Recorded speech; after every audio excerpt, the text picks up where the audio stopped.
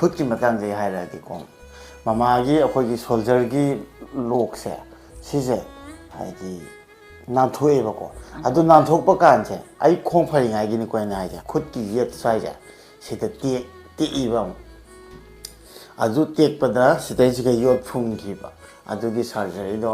तौबदा ममासे याम वागी अदुगा आइनसु इ नु पीरगा याम टेंशन होई हायतार अदु मतंग दो मरमदि सर्जरी तौर मतुन ममा सोर मनुङाइते खोतेना को याम सागीबा याम नुङाइगेते याम कपखि हायतार आइजुको अस ममाजे समाइदरि कमाइ तौदोइने एक्सरसाइज याम तौ हाय फिजियोथेरापी तौ हाय माइ मखुत्तो अदु हापखिबदगी योल लथोखिबदगी मखुत्से नुङाय खिदरेबको सिंगली नाउरि चिंजिंबा तौना नंगी हुजि खुत्तो उलुन खुत्से म्याम तो समाइ तुम तौवेबको अदु तिंगथोकपदि ngaतंग नमफुरा तौर कानाको तिंगथौदोमना अदले समाना से नमफुरा थमेना अउमा समाइ तौको समाइ तौखिबको अना माउजिक चाक चाबगसे खुना समाइ चाबा नुङायना फंगदिबा अखोगी चामसना गतनि बजारिसे खमे दुगने मागी खुजे अखोगी सिसे सिनबा तारे मैमना थाजदबा जायबको आई उच्चरकेबा हाइको सी मैम माई खुजरबा मैमसे सिदगी लेलगा सिफाउ लेले अदुमाइ तौना ममागी सी खुजे सिनबा तारेबको सिदैजिगा हापिबा खुसे सिसे आर्टिफिशियल निबा चुमनगी सरु मसाई पोक्चरकपदा यावरकपदा नत्तेबको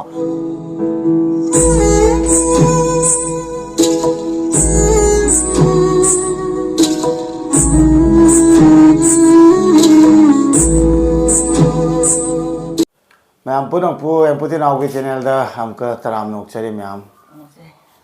ममा तराम नोक्चरी हाइको अदा मैम आइगोंदजु हंगकपा यावबा अदुगा मैम जु खंगनिंगबा हाइबदि आइबुदि खंगे को आई खोंजे हाइदि सोखरे अदुगा मतौ करमना सोखिबनो अदुदि हाइखरेबको अदुगा लोइनना एम्पुति नाउगी ममा जु डॉक्टर दा अनम पपु होई अदुगा सोनबा ओइना होई ममा से कई ओइना ngamdrino से याम कना हंगेबको अदुगी क्वेश्चन आंसर दो इचन अमनिना जु एमोदा कांटेक्ट तौरागा हंगे करी ओइना सोकपनो ओइना अदुदि प्रोसेस याम सांगे अदुना आइना अदुदि व्यूअर्स म्यामना सोइदना खंगिंगमगनि हाइदि इचा एम्पुति नाउगी ममाना उनका करिनो कई ओइना सोखिबनो कईगिनो सुजाम सोलिसे अदुगा कम मतंगदे सोखिबनो हाइबदको अदुइ मतंगदो निंगा सी वीडियो से अदु ममा मसामक्तजु माना ngamjaba खरा हायनगे अदु मतुंगदा आइना डिटेल्स पुरा कमाइ तौना सोखिबनो जाय हायरके नंग आइखो हाइदा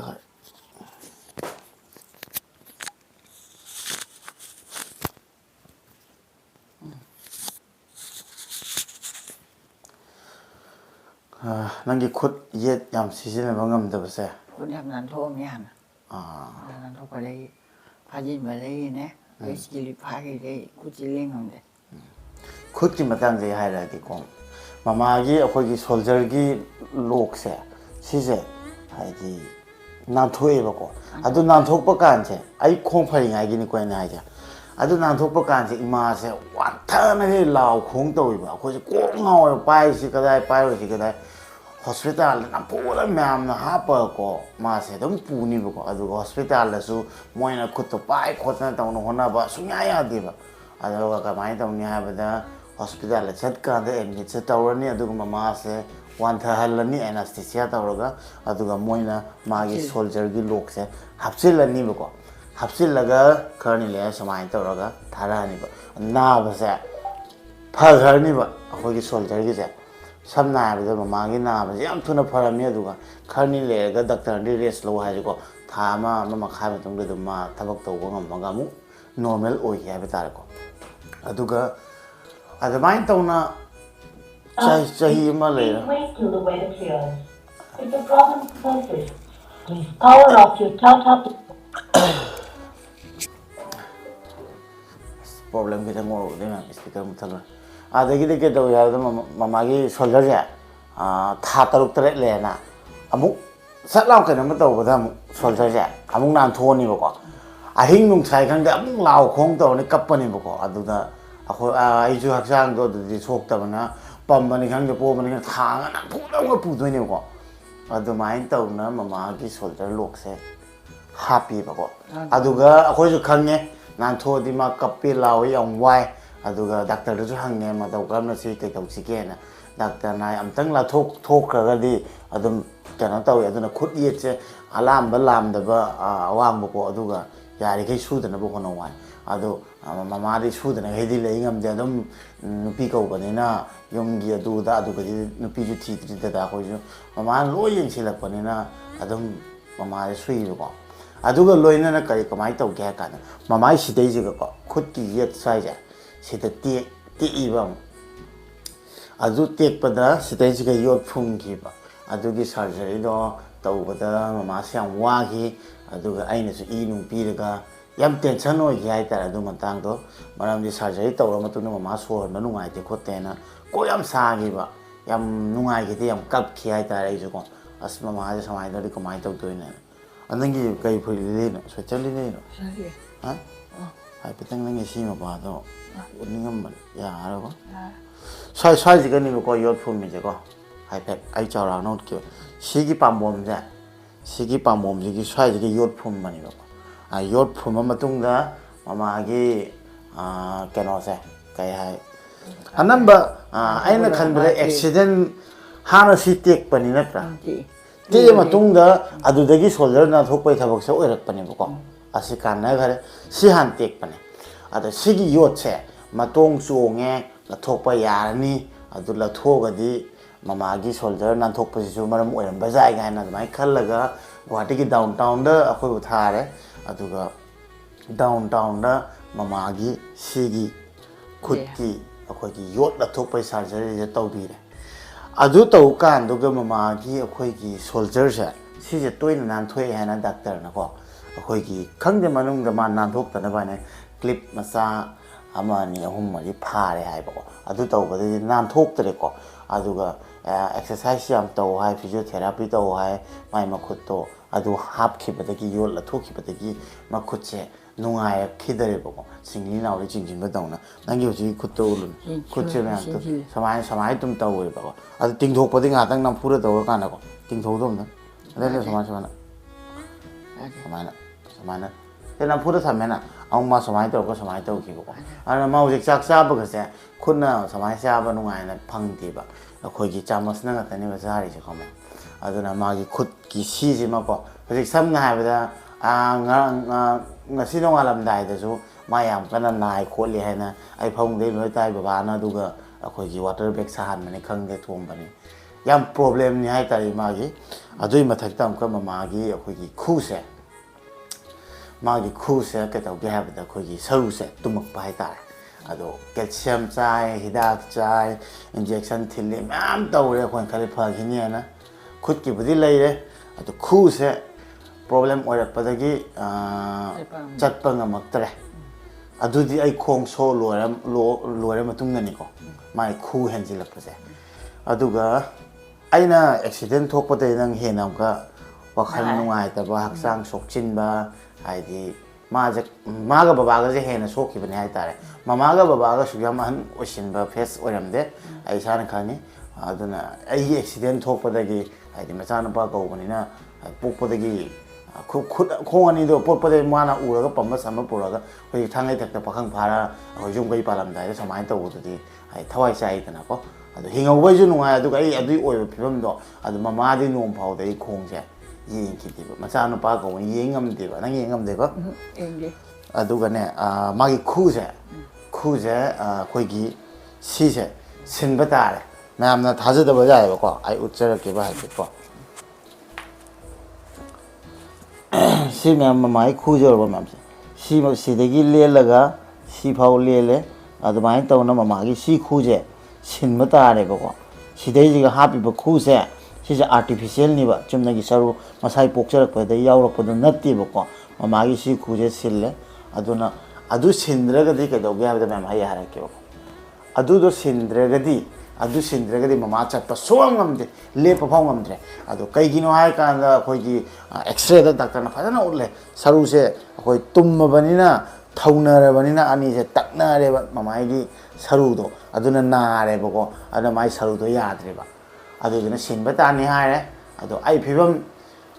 si mong da lai su aina Guwahati da ꯃꯃꯥ ꯄꯨꯔꯦ ꯃꯔꯝꯗꯤ ꯏꯅꯥꯎꯅꯨꯄꯥ ꯐꯪꯉꯦ ꯕꯦꯡꯒ꯭ꯂꯣꯔꯗ ꯖꯣꯕ ꯇꯧꯏ ꯗꯗꯥ ꯐꯪꯉꯦ ꯒꯨꯋꯥꯍꯥꯇꯤꯗ ꯖꯣꯕ ꯇꯧꯏ ꯑꯗꯨꯅ ꯑꯩꯅ ꯑꯅꯝꯕ ꯔꯦꯁꯄꯣꯟꯁꯤꯕꯤꯂꯤꯇꯤ ꯂꯧꯔꯦ ꯏꯃꯥꯟꯅꯕꯅ ꯇꯧꯔꯒ ꯄꯨꯔꯦ ꯑꯗꯨꯒ ꯍꯣꯁꯄꯤꯇꯥꯜꯗ ꯑꯦꯗꯃꯤꯠ ꯇꯧꯔꯒ ꯃꯃꯥꯒꯤ ꯈꯨꯁꯦ ꯑꯩꯈꯣꯏ ꯌꯧꯈ꯭ꯔ ꯃꯇꯨꯡꯗꯗꯤ ꯆꯤꯆꯦꯌꯣ ꯀꯩꯌꯣ ꯑꯗꯩ ꯗꯗꯥꯁꯨ ꯑꯣꯐꯤꯁꯇꯩ ꯁꯪꯀꯥꯟꯗꯅ ꯅꯨꯡꯗꯥꯡ ꯂꯦꯛꯄ ꯑꯗꯨꯃꯥꯏꯅ ꯇꯧꯔꯒ ꯑꯩꯈꯣꯏꯁꯦ ꯅꯝꯐꯨꯗ ꯃꯥꯏ ꯈꯨꯁꯦ ꯁꯤꯜꯂꯦꯕꯀꯣ ꯑꯗꯣ ꯁꯤꯟꯕꯗꯒꯤꯗꯤ ꯅꯥꯗꯅ ꯍꯦꯗꯤ ꯀꯥꯏ ꯇꯣꯛꯑꯅꯤ ꯑꯗꯨꯕꯨ ꯂꯦꯞꯄ ꯆꯠꯄꯗꯤ ꯉꯝꯃꯦꯕ ꯃꯃꯥꯁꯦꯀꯣ ꯃꯌꯥꯝ ꯑꯗꯨ ꯐꯥꯎꯗ ꯈꯪꯕꯤꯔꯦꯀꯣ ꯑꯗꯨ ꯃꯇꯨꯡꯗ ꯍꯧꯖꯤꯛꯅ ꯅꯧꯅ ꯍꯦꯟꯕ ꯄ꯭ꯔꯣꯕ꯭ꯂꯦꯝ ꯇꯧꯔꯛꯏꯁꯤꯅ ꯀꯩꯅꯣ ꯍꯥꯏꯕꯗ ꯃꯃꯥꯒꯤ ꯈꯣꯡ ꯌꯦꯠꯁꯦ ꯑꯐꯕ ꯈꯣꯡꯁꯦ ꯃꯁꯤꯁꯦ ꯑꯩꯈꯣꯏꯒꯤ ꯆꯠꯄꯗꯗꯤ ꯑꯃꯨꯛ ꯆꯠꯈ꯭ꯔꯕꯗꯤ ꯆꯠꯂꯦꯕꯀꯣ ꯑꯗꯨꯒ ꯂꯦꯞꯄ ꯀꯥꯟꯗꯅꯅꯦ ꯃꯥꯏ ꯈꯣꯡꯁꯦ ꯈꯞꯄꯦꯕ ꯁꯨꯃꯥꯏꯅ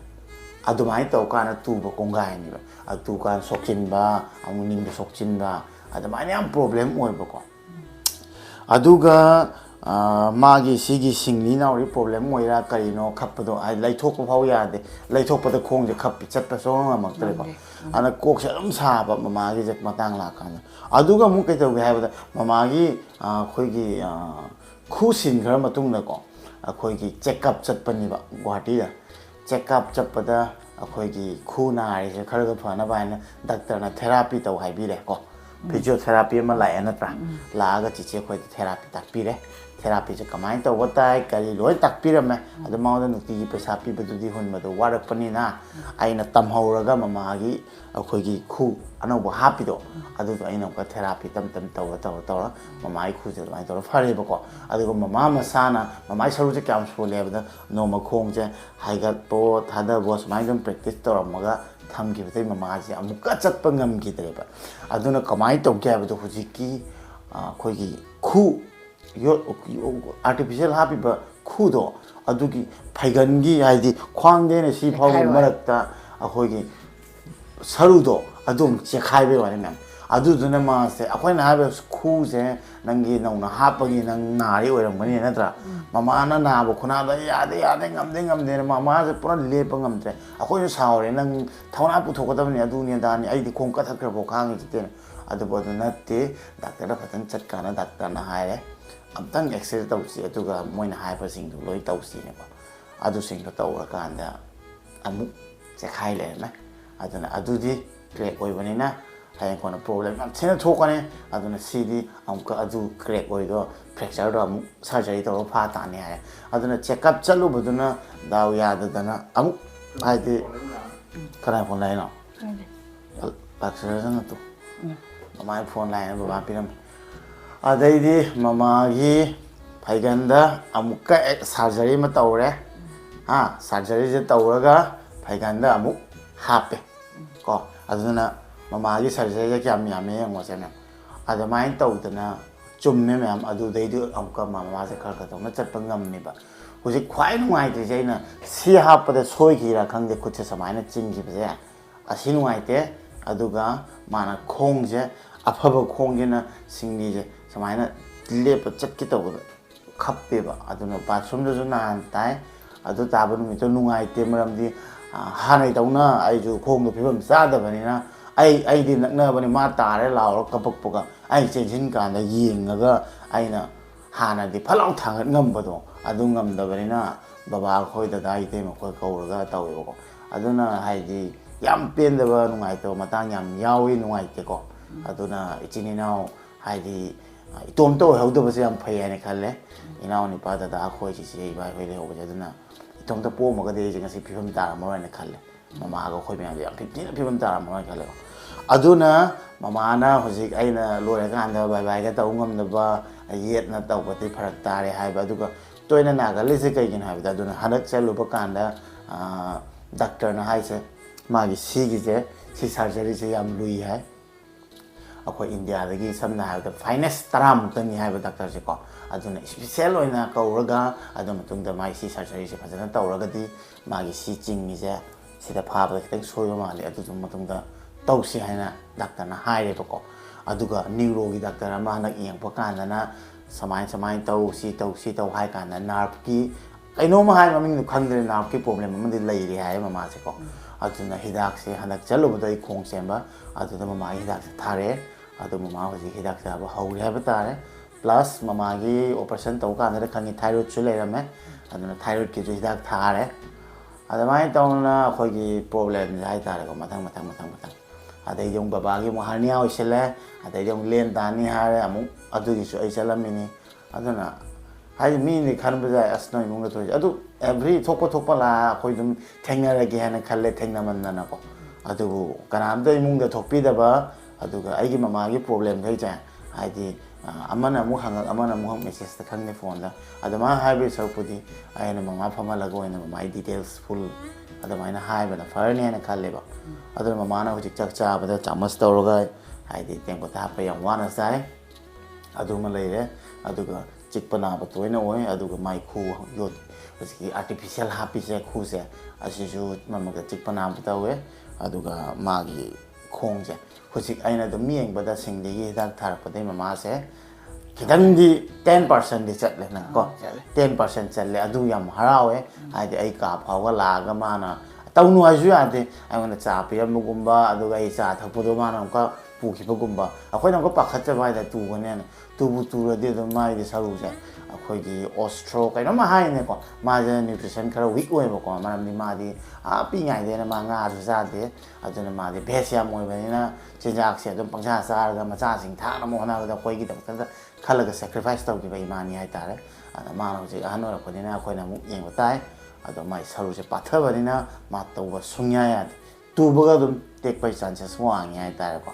aduna aduna handak am ka chi chi gi do am hai da na ta dem ko asmoi mung ju pai na chi chi ju handak lai bak thi ba scooty thau ba da gai na sat law lai thok ba da gi theng ba da khujeng tek na mung se da yo tha pe ni adu gi de ma moi da na akhoi ni handak khong ju sem ba ma ju check up tau ba adu gi chi ma chang pa ju metric exam lei ba adu mai tau na a da chala ga ai ga ina na pa thong thak tau ro ko la ga adu ga khoi ni thabak lo ko lai ni man de angang gi exam lei ba ni na adu ina ni pa Bangalore lei ti Bangalore la ga ji chi ko ga lei ni ba ko chi khut to nuai ta ba ni na angang gi exam loi phau da moi lei ga ni ma lei ga ni ba ko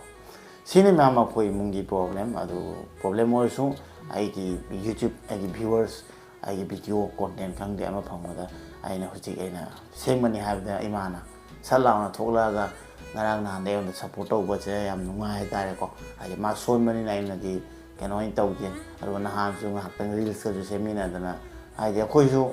ai di ngam je ba thak ta gi subscriber me am bu pel na bu hona ri ko ma ma ga ko ni na subscriber su me am na nu si da na da subscribe to bi ko thank you ai ni adu ga imai problem kai do na hai ja re adu ni mama gi hujik kai ha ni viewers sing da kai am di nang ba di am si da ma hai adu ga kai ka mai sok ko no kai ka hai kai ha ni khang se samai ta to ba ni ko na ma kai ha ga ni so khang le kai ha ni khang ne adu kai ha nang gi yam hang ni ba ko khut to nang kari gi ngam tri no adu ga samai kari gi oi ma adu na ai na video ma si se ma na ha se ba adu mi chi ju sonda ya de kuji le na asi doctor na ka la thok si ai ma tong do kuji le do adu do asi la thok da phani na ana problem le ba adu tam na tau si na adu ju tau adu ga mai si khwai ma ro ba si gi sa ri ja asi mi ni doctor ka na tau ga mai ma ko chi tang no ai na tau ma na activity tau ma di no ai ni hai ta ko na sini mama ga khoi ni punsi ga khoi gi jum gi wari hai ta re ko mama kai problem mo nga si te gi mi am khang bi ra ma ni hai ta na asini ai video jang si mama di wang ang mo yam hai te adom adu hai te ma ngang ji baba ga tan baba ga mo ni ga dis hai kan de asim ko subscriber ma mama ga ai mang de ga tan baba ga di loy ma na mo ni wari sana wa lo na ai dom ngang na bo as ai kan de ni am ada yam ingi ai na ingi do am dang la kan ni sini am aduna ngasi video je masi matang se lo sinjerage mai khut yet kari oi adu khu kamai to ino kamai so ino kari oi ne ngam thi no so myam khangbiram ne khalle aduna myam su thamoi sena nusi bagi hangbi ko dam thank you so much yam nusi myam so ina aduna myam ngasi ko bye bye to roge bye bye Oina tau ta mai ma di ai nam ka yet na ko bye bye